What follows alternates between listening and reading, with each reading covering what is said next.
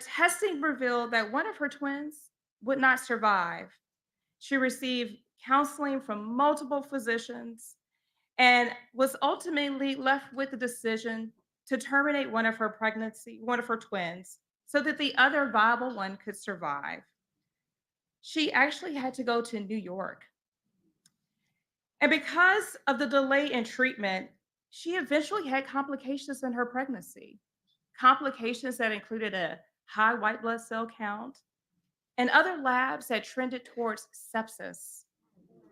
Luckily, Callie survived, and she now shares her story on behalf of everyone who cannot. I became a doctor to take care of people, to support women through their pregnancies, to save lives. But laws like the Georgia abortion ban are designed to handcuff me. Because of Donald Trump and his allies, I am forced to weigh the risk of going to prison against my own oath to take care of patients. I have two daughters. My oldest daughter is here today. Neither one of them are going to have the same rights that I did growing up. But she has hope. Why? Because she has Vice President Kamala Harris.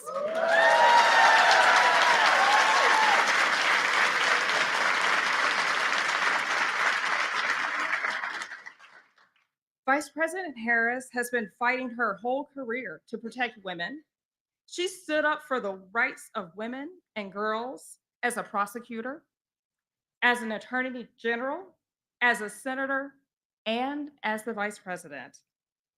Since Roe v. Wade was returned, she has been leading the charge to restore reproductive freedom. She has traveled across the country to lift up the voices of patients and medical providers and advocates. She's listened to our stories, and she's made sure that the country is listening too. She is the first sitting vice president in history to visit a reproductive health clinic. And as president, she will sign a bill to restore those rights.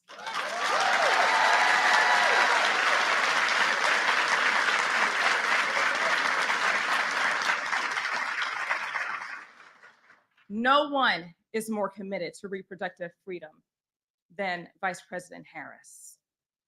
I wish I could say the same for Donald Trump. He thinks that he knows better than medical professionals like me. And if given a second term, he will go even further to attack our reproductive freedoms. That is why we must do everything to elect Vice President Harris and Tim Walz.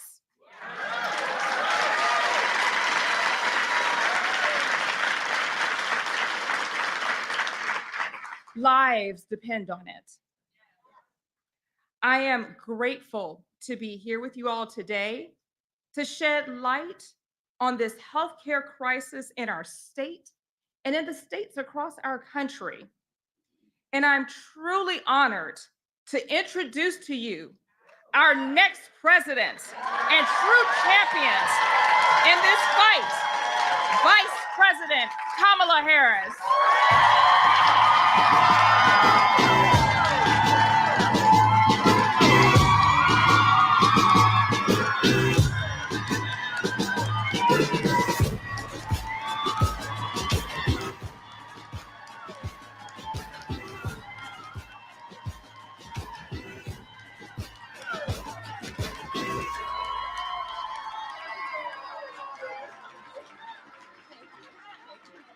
Can we please hear for Dr. Reddick? Please.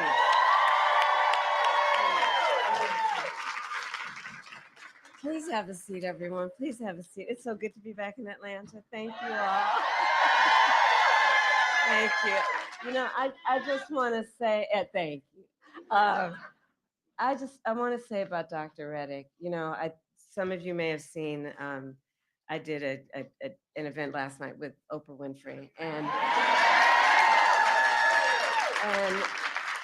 and that it highlighted so many tragic stories, but it also highlighted so many important issues, which is why everyone has taken time out of your busy lives to be here this afternoon.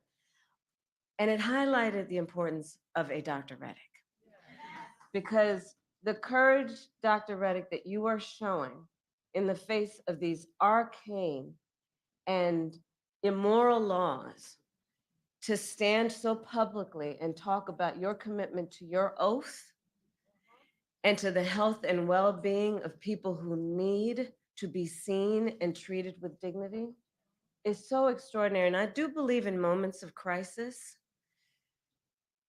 the world has a way of revealing the heroes among us. And I would say, Dr. Reddick, you are one of them. Thank you very much. Thank you. Thank you. Thank you. Thank you. And thank you to all of the elected and community leaders who have joined us today. Thank you, everybody who is here. So, Georgia, this election right here is a fight for the future. It is a fight for the future, and it is a fight for freedom, And we know in America, freedom is not to be given. It is not to be bestowed. It is ours by right. It is ours by right. And that includes the fundamental freedom of a woman to be able to make decisions about her own body and not have her government telling her what to do. Yes, we must trust women. And we all know how we got here. When Donald Trump was president, he hand-selected 3 members of the United States Supreme Court, the Court of Thurgood and RBG, with the intention that they would overturn the protections of Roe v. Wade. And as he intended, they did. And now more than 20 states have Trump abortion bans. Extremists that have passed laws that criminalize healthcare providers, doctors, and nurses, and punish women. In 2 states of those states, they provide for prison for life. Prison for life for healthcare providers for simply providing reproductive care, the care they so earnestly and rightly believe must be delivered. All Trump abortion bans. And think about this. Many of these bans make no exception even for rape and incest. Now, many of you know I started my career as a prosecutor, specializing in crimes of violence against women and children. What many of you may not know is why. So when I was in high school, my best friend, I learned, was being molested by her stepfather. And I said to her, look, you got to come and stay with us. I called my mother. She said, of course she does. And she came and she stayed with us. And so I made the decision early in my life that I wanted to do the work that was about protecting the most vulnerable among us and doing the work that was about giving them dignity in the process. And so, well, thank everybody here for being here, standing in solidarity around the importance of that. And so I say to you then, from that experience and from the work that I've done, the idea that someone who survives a crime of violence to their body, a violation of their body, would not have the right to make a decision about what happens to their body next, that's immoral. That's immoral. And let us agree, and I know we do, one does not have to abandon their faith or deeply held beliefs to agree the government should not be telling her what to do. If she chooses, she will talk with her pastor, her priest, her rabbi, her imam. But it should not be the government or Donald Trump telling her what to do with her body. And think about it. The stories that Dr. Reddick shares with us, the stories we heard last night, the stories we've been hearing for 2 years. 1 in 3 women in America lives in a state with a Trump abortion ban. This includes Georgia and every state in the South except Virginia. Think about that when you also combine that with what we know has been longstanding neglect around an issue like maternal mortality. Think about that when you compound that with what has been longstanding neglect of women in communities with a lack of the adequate resources they need for health care, prenatal, during their pregnancy, postpartum. Think about that. And these hypocrites want to start talking about this is in the best interest of women and children. Well, where you been? Where you been when it comes to taking care of the women and children of America? Where you been? How dare they? How dare they? Come on. And we understand the impact of these bans and the horrific reality that women and families, their husbands, their partners, their parents, their children are facing as a consequence every single day. Since Roe was overturned, I have met women who were refused care during a miscarriage, wanted to have a child, suffering a miscarriage. I met a woman, I've actually met several, who were turned away from the emergency room. One at early stages after the Dobbs decision came down told me with tears, she was with her husband, about how only when she developed sepsis did she receive emergency care. Only when she developed sepsis did she receive emergency care. And now we know that at least 2 women, and those are only the stories we know, here in the state of Georgia, died because of a Trump abortion ban. One, and we heard about her story last night, a vibrant 28-year-old young woman. She was ambitious. You know, I talked with her mother and her sisters about her, and they described such an extraordinary life of a person. She was excited. She was working hard. She was a medical assistant. She was going to nursing school, raising her 6-year-old son. She was really proud that she had finally worked so hard that she gained the independence. Her family was telling me that she was able to get an apartment in a gated community with a pool for her son to play in. She was so proud, and she was headed to nursing school. And her name, and we will speak her name, Amber Nicole Thurman. Amber Nicole Thurman. Amber Nicole Thurman. That's right. And she had her future all planned out. And it was her plan. You know, let's understand, just take pause on that for a moment. She had her plan, what she wanted to do for her son, for herself, for their future. And so when she discovered that she was pregnant, she decided she wanted to have an abortion. But because of the Trump abortion ban here in Georgia, she was forced to travel out of state to receive the health care that she needed.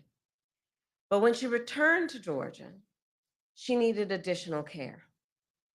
So she went to a hospital. But you see, under the Trump abortion ban, her doctors could have faced up to a decade in prison for providing Amber the care she needed. Understand what a law like this means. Doctors have to wait until the patient is at death's door before they take action. You know, on the other side of my, you know, the other folks, Trump and his running mate, and they'll talk about, oh, well, yeah, but I do believe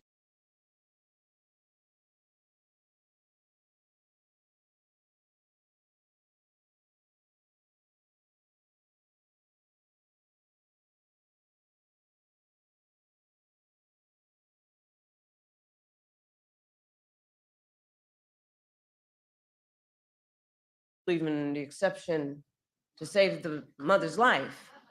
Okay, all right, let's break that down, shall we? Let's break that down. Let's break that down. So we're saying that we're going to create public policy that says that a doctor, a healthcare provider, will only kick in to give the care that somebody needs if they're about to die. Think about what we are saying right now. You're saying that good policy, logical policy, moral policy, humane policy is about saying that a healthcare provider will only start providing that care when you're about to die?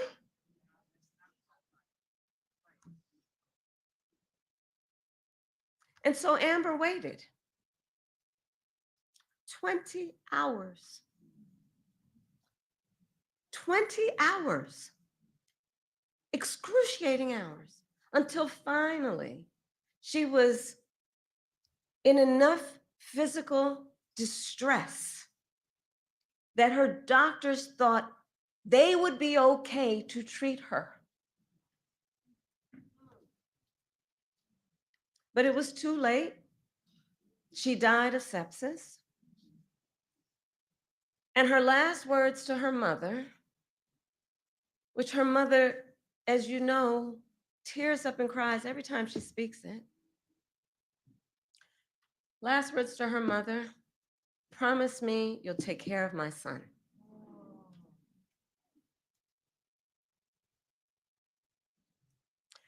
So I met last night and I spent time with Amber's mother and her sisters, and they spoke about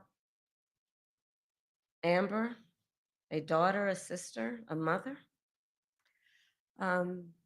with the deep love that you can imagine, and how terribly they miss her. And their pain is heartbreaking. It's heartbreaking. Amber's mother, Shanette, told me that the word preventable is over and over again in her head when she learned about how her child died. The word preventable. She can't stop thinking about the word that they spoke to her. It was preventable. Because you see, medical experts have now determined that Amber's death was preventable. And through the pain and the grief of her mother, who courageously told her story, I promised her, as she has asked, that we will make sure Amber is not just remembered as a statistic, that she will not just be remembered as a statistic,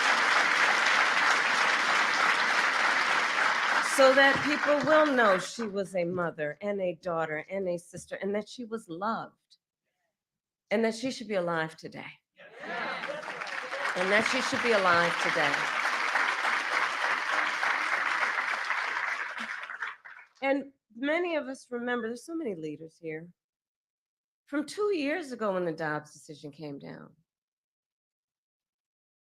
We knew this could happen. There is a word preventable, and there is another word, predictable.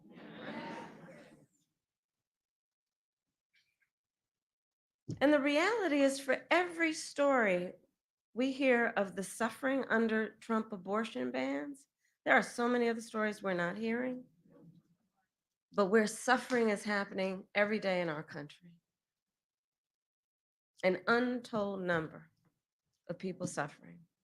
Women who are also being made to feel as though they did something wrong. The judgment factor here is outrageous.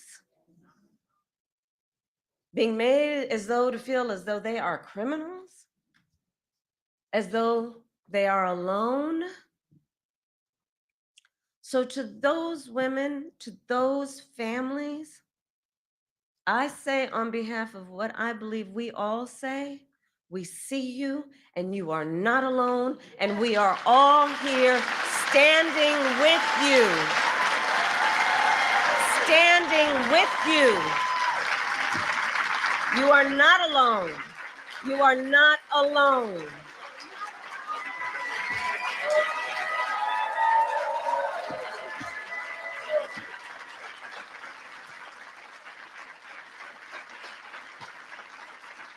So Georgia, we will not be silent. And we will not be silent. But this is a healthcare crisis. This is a healthcare crisis, and Donald Trump is the architect of this crisis.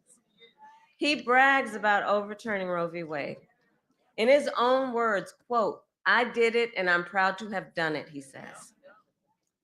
He is proud that women are dying, proud that doctors and nurses could be thrown in prison for administering care, proud that young women today have fewer rights than their mothers and grandmothers. How dare he? How dare he? And in our debate last week, well,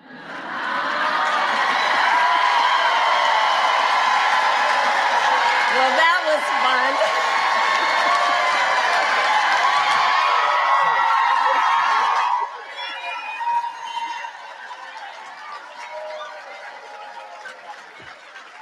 But, and I know everyone here paid attention to the words, though, the words, right? I'm trying to get another debate. We'll see. But in our debate last week, remember when he said everyone wanted Roe v. Wade to be overturned? Well, exactly. I don't know who everyone is either, because women have been arrested and charged for miscarriages. They didn't want that. I was speaking with a physician who is here, who has in her professional experience been administering care to girls. And what we know is that 12 and 13-year-old survivors of assault are being forced to carry a pregnancy to term. They didn't want this. And couples just trying to grow their family being cut off in the middle of IVF treatments, they didn't want this. And on that last point, you probably saw this week for the second time, Republicans in the United States Senate blocked a bill that would protect access to IVF treatment. Now consider, among the multitude of ironies, the fact that on the one hand, these extremists want to tell women they don't have the freedom to end an unwanted pregnancy. And on the other hand, these extremists are telling women and their partners they don't have the freedom to start a family. Okay. And they want to restrict access to contraception as well. And now Donald Trump says that he would personally cast his vote in Florida, which is where he now lives, to support their extreme abortion ban, just like the one that is here in Georgia. And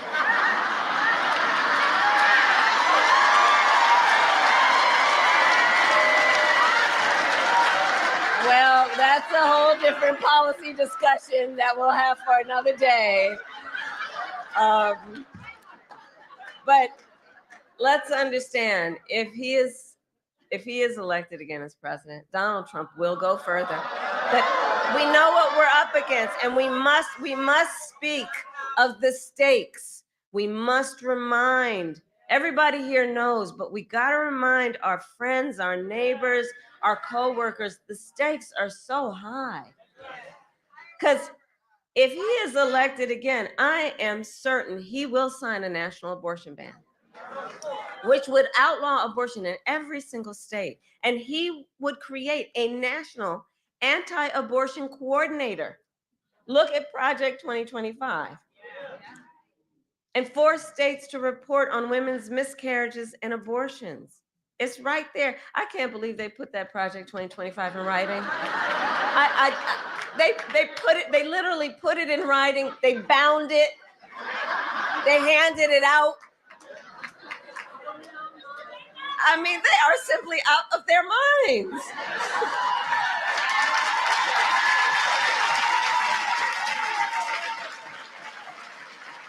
And it's clear that they just don't trust women. Well, we trust women. We trust women.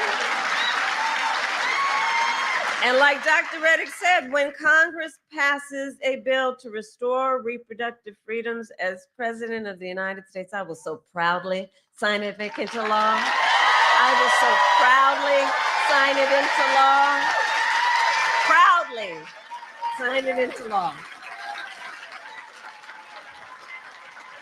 So 46 days to go.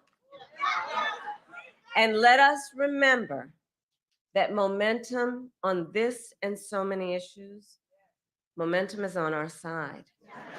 Let's remember, since Roe was overturned, every time reproductive freedom has been on the ballot, from Kansas to California to Kentucky, in Michigan, Montana, Vermont, and Ohio, the people of America have voted for freedom.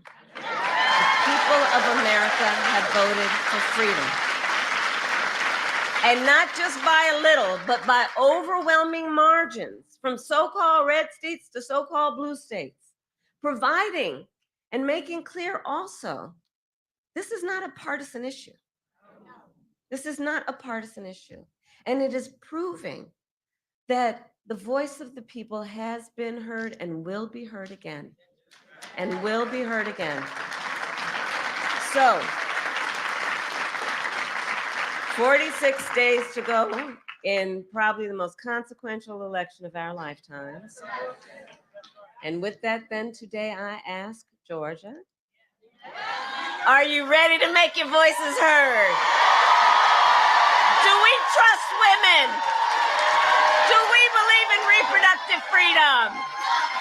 Do we believe in the promise of America? And are we ready to fight for it? And when we fight, we win. God bless you. And